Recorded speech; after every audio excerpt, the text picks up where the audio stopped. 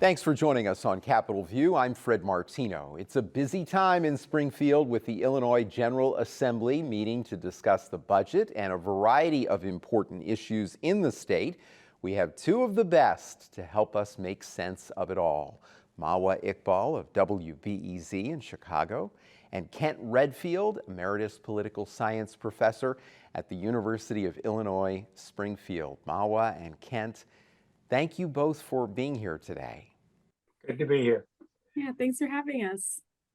Well, it is great to have both of you here. Mawa, we're beginning with a number of stories about the immigration crisis continuing in the Chicago area. There are concerns about getting work permits for immigrants.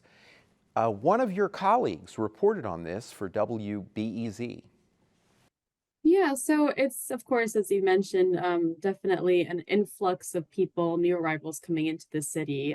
As of this morning on the city's dashboard they have on their website, there are just under 40,000 people who have arrived in Chicago since August of 2022, and about 8,600 of them are in shelters. And so getting work permits, getting jobs, getting any source of income is vital to a lot of these people to make sure that they have access to stable housing and can kind of, get out of the situations that they might be in with, food insecurity, housing insecurity, that sort of thing. And so right now what's going on is, the federal government, a lot of advocates are saying the federal government has to step in and change the way that they allow people to get work permits. They're saying that right now it's really difficult for a lot of these migrants coming in to get work permits, that it takes a really long time.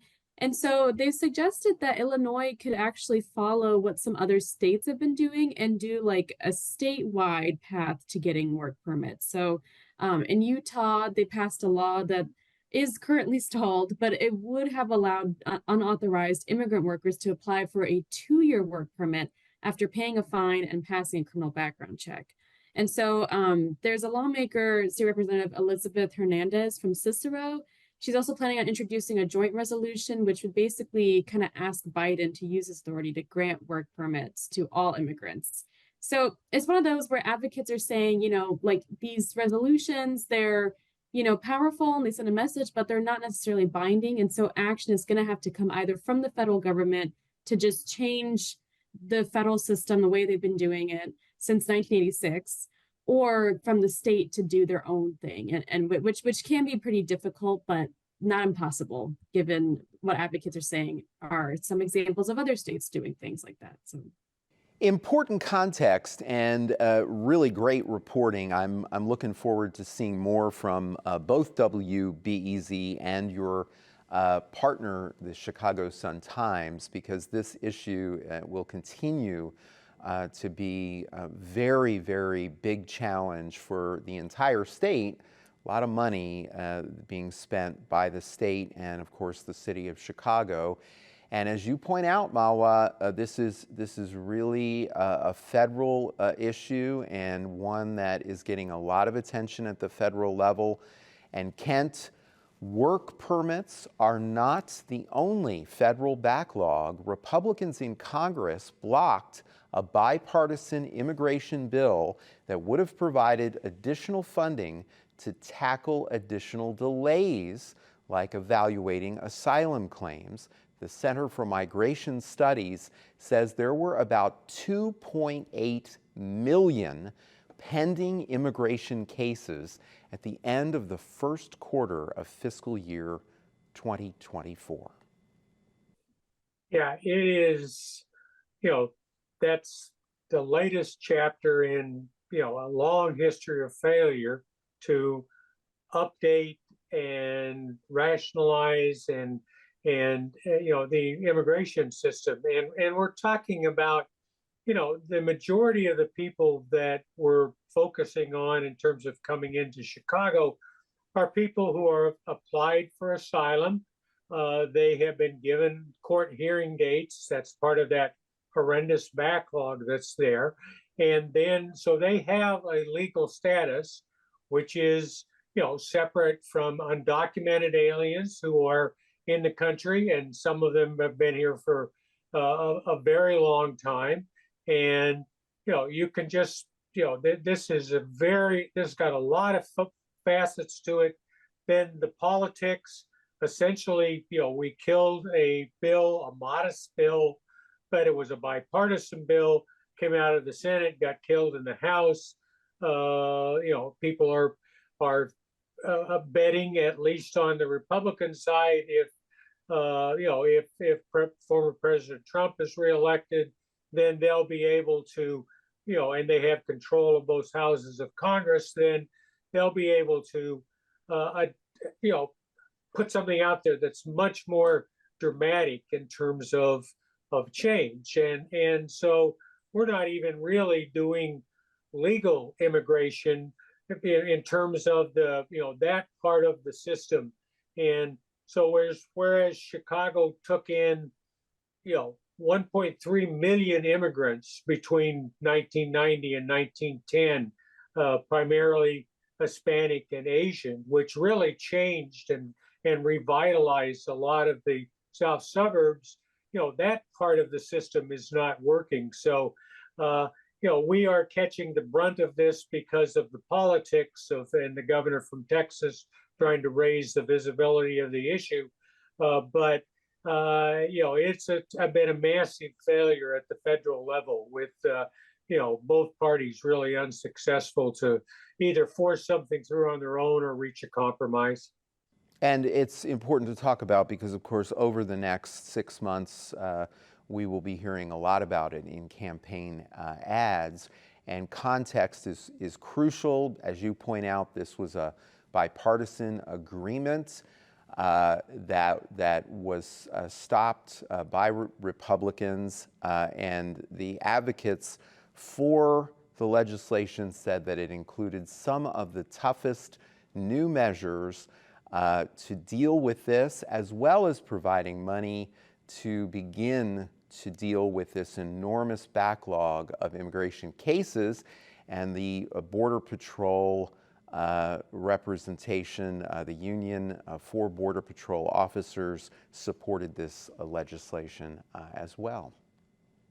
Yeah, and we should quickly note that this is part of a migrant crisis that is worldwide. That we have displaced populations throughout South America, throughout the Middle East. It is and so this is one part of not only a federal failure, but a huge issue internationally. Absolutely. Mawa, this continues to grow for the entire state of Illinois. We have reported extensively on the hundreds of millions of dollars spent by the state on immigrant shelters and food assistance. And now there are proposals before the General Assembly to provide education funding for immigrant children as well. Tell us more about that. Yeah, so it kind of started back in October when the Illinois State Board of Education was coming up with their proposed FY 2025, so the next fiscal year's budget. It's an $11 billion budget. There's a lot of stuff in there, but what's been a pretty kind of heated topic of debate, especially in the State House recently between Democrats and Republicans, is the funding for new arrivals. And so when they first proposed, when they were first making the budget, they earmarked $35 million for this new arrival grant program. Basically, public schools can apply for these grants through the state to basically help with new arrivals. So like the money could go towards hiring more bilingual staff. It can go towards getting more materials in the students' native languages. But I was at this committee hearing a couple weeks ago. It was this House committee hearing where ISB, so the Illinois State Board of Education, came in and they're like, okay, we know we said $35 million for this program. We're upping that now to $188 million. That is our ask, updated ask as of now, just because the sheer influx of students that have come into Chicago public schools and the suburbs is really high. A lot of the educators who work in these Chicago and Chicago area schools have said that this increase they've seen is like unprecedented. And so they really, really, really need support to meet these students' needs, who are often coming in not only with language issues, so like language barriers, not, needing help with English tutorials, but also a lot of trauma, right? A lot of these educators talked about how these students, particularly students who are coming from Central and Southern America, are facing a lot of like trauma and facing a lot of emotional hardship just with the way that they have come here, and also their housing situation, like we talked about earlier, might be a bit precarious. So they need a lot of support. And so the State Board of Education is asking for this big chunk of change. Of course, a lot of Republican lawmakers are staunchly opposed. They, kind of go back to what they've usually been saying, which is like, Illinois has basically made itself to be a welfare for immigrants, a welfare state for immigrants, and we need to stop letting people in because it's stressing out our taxpayers by asking for more funding to meet the growing influx of migrants. But of course, as we talked about before we started recording, we do have a Democratic supermajority, and so I do feel like that funding, even if it's not at the $188 million ask, I do see some bit of funding going towards addressing the migrant increase in the school districts. Yeah, important information. Thank you for bringing us up to date on that, Mawa. Kent, we are taping this on Wednesday, so there may be updates on this next story. But if you can tell us what you know about Governor J.B. Pritzker's health insurance proposals, where they stand right now in the General Assembly. Okay, so this gets talked about in terms of utilization management in terms of healthcare. And so we have a lot of intermediate actors depending on, what particular health plan you're in, what system you're in. And there is huge cost pressure. The medical costs have been skyrocketing. We're looking at increased costs, that people are trying to budget for. And so these are attempts to make the utilization the best way to say is to mitigate some of the impact of the cost containment mechanisms that have been adopted by large insurers in terms of trying to limit access. So we have things like step utilization is a phrase where they talk about, your doctor wants you to do X, but the insurance company would like a couple of other things, other medications before you go on to the more expensive medication. You have authorization issues in terms of being able to get from your primary into a specialist in terms of treatment. And as this is something that as far as what the state can do, we can deal with big kind of full health insurance plans. We can also, this is an issue that affects retirees, state employees. It doesn't affect self-funders, self-insurers. So, there isn't kind of this is everybody's in the same boat sort of thing. But there are some rays of hope, though, in terms of the Assembly looking at this legislation and giving, Absolutely. So, we are going to get, a variety of things that are in this bill, trying to make it, put the primary physician more in control, trying to, make it run more smoothly and more predictably from the patient standpoint. Yeah. So you think it's going to eventually pass? Is that what I'm hearing? But it comes with a cost, and we're starting to butt up against our budget issues. And so, that's really the issue is we got a lot more good things that we want to do than we've got money for. And I understand. And this is one more of them. The Freedom Caucus, comprised of a number of Republicans in Illinois, put out a press release and criticized healthcare legislation. So it will also be a political issue as well, as all issues are. Mawa, I want to move on to you now, and we are taping this on Wednesday, so there may be updates. Capital News Illinois reported that proposals on the Illinois pension system, speaking of big costs, tell us more about what we are expected to see as far as proposals with pension. Yeah, I think it's no secret that the pension system in Illinois has been underfunded for a really, really long time. And so what's happening now is there are proposals to the tier 2 pension system, which covers, public school teachers, state workers, public university employees. And so the tier 2 pension system was created during Democratic Governor Pat Quinn's administration in 2010 during the Great Recession as sort of like a very modest, okay, kind of like a not as well funded system. And so what's happening now is lawmakers and the governor are calling for changes to make sure that the funding for this tier, which is pretty low, doesn't drop below the safe harbor laws. These are laws that basically say that for any retirement plans that replace Social Security, they cannot offer benefits that don't at least match Social Security benefits. So this is something that Pritzker had laid out in his budget address back in February.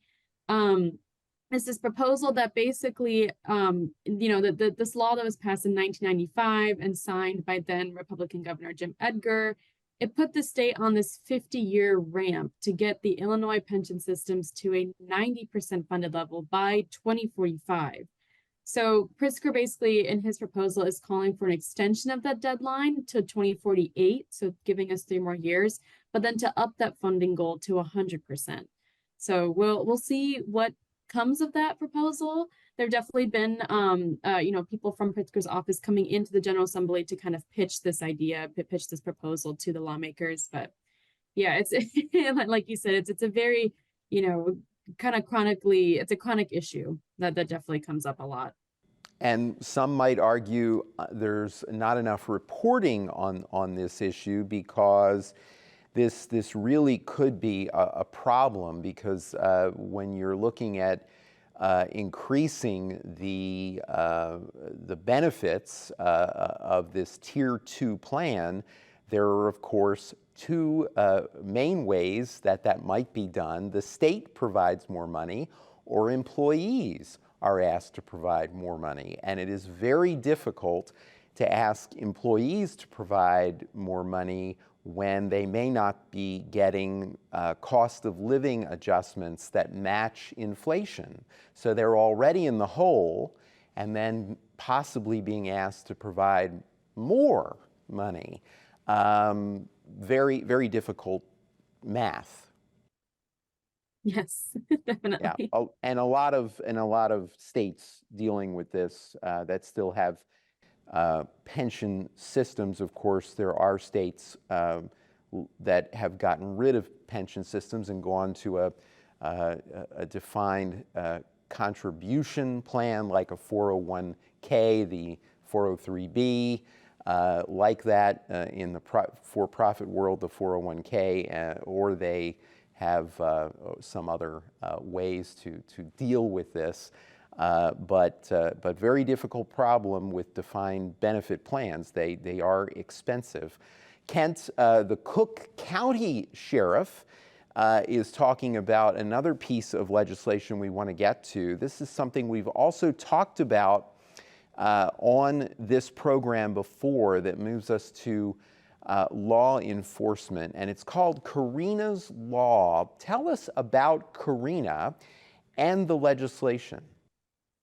Yeah, this involves domestic violence situations where the partner, almost inevitably the woman in the relationship, gets an order of protection against their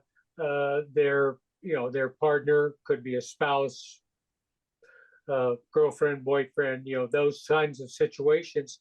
That then triggers a revocation of a FOID card. If the person that the order of protection is that it's being applied to has a FOID card, then their card is revoked, and they should not be possessing guns. The problem becomes in the enforcement, because there's no automatic under the law that the surrendering of the weapon should take place.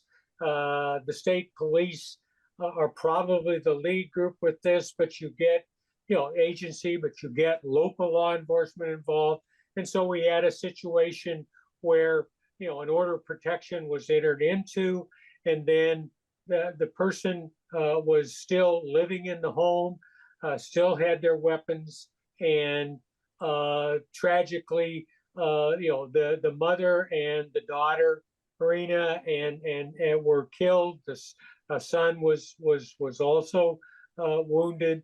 And what this law is going to do is say within 24 hours, there should be, the weapon should be seized and taken out. And as you know, Kent, there was hope that this could have been passed in the veto session, and it was not. Do you think it will pass this time in the General Assembly? I think they're going to get it, but this is a law.